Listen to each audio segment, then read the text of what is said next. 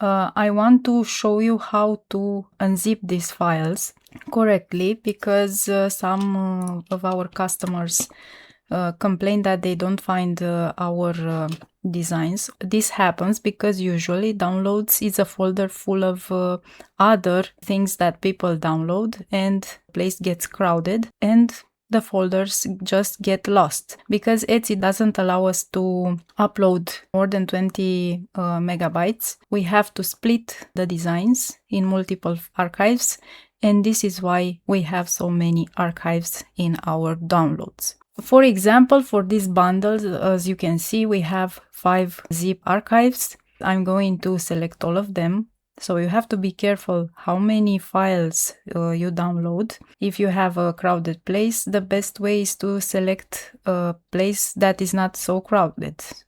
I'm going to select all of them. Ctrl A, Ctrl C, then to copy.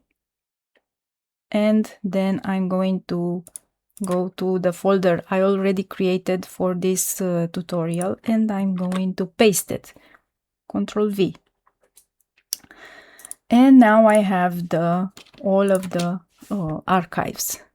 I have 7-zip, and I'm going to select extract here, and it will create all the files for me. So I have the files. Now I'm going to delete the archives because I have all the docs. And now I want to show you something very important, because some of our clients asked about this.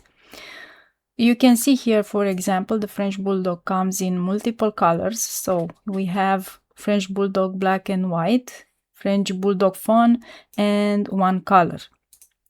As you can see, for each color we have 2 folders.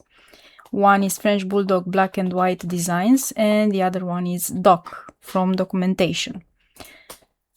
I want to talk about the documentation. The design is clear.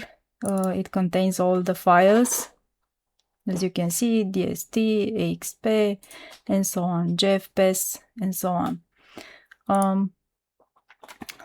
Now, in the documentation files, we have one folder with index and one folder with layers.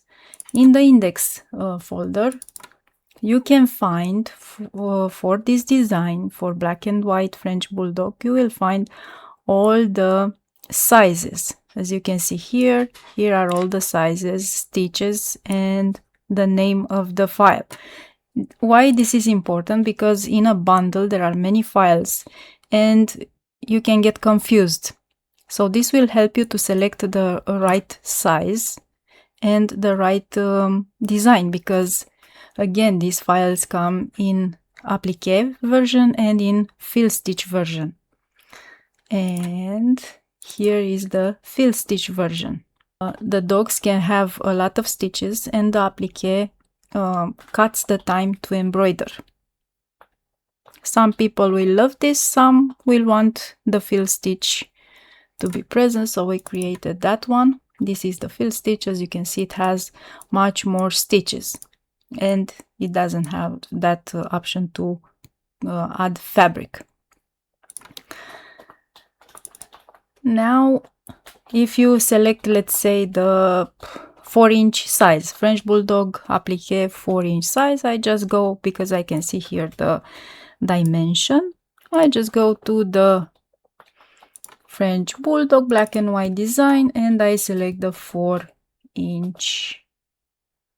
But I have to be careful, the applique. I was saying the applique, 4-inch applique, and here I have the 4-inch applique in all file formats. And because I have a brother, I select the French Bulldog black and white applique, 4 inches, and I just copy and paste this on my stick, and that's it. Then I transfer to the machine. I never copy all the designs to the stick, because I noticed that in the machine it takes a lot of time for the designs to load. In the documentation file, you will also find the black and white layers. This file helps me to understand how the design is constructed, and I can see the sequence of each color.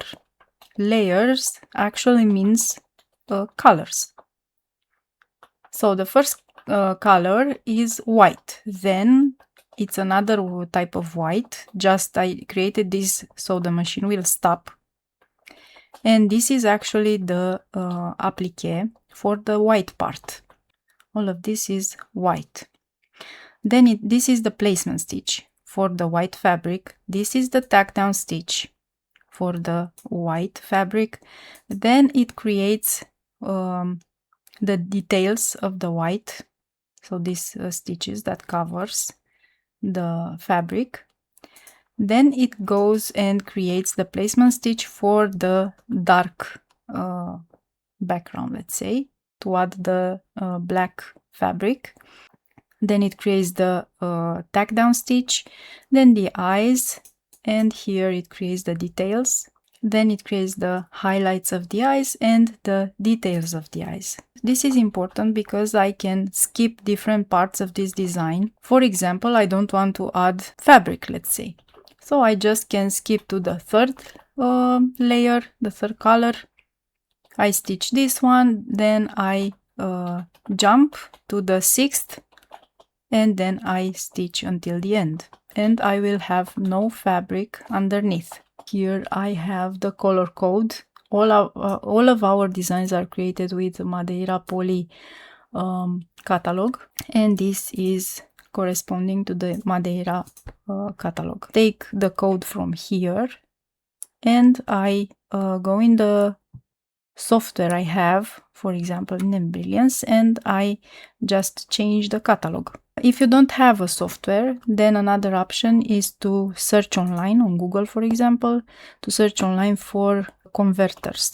And you take from here the code and add it to that converter, and it will convert automatically to the brand of thread you have. To understand the layers of a design is very important, especially if you are creating complex design just like dog faces, because the colored dog faces have a lot of threads. I hope you find this tutorial helpful. Until next time, happy stitching!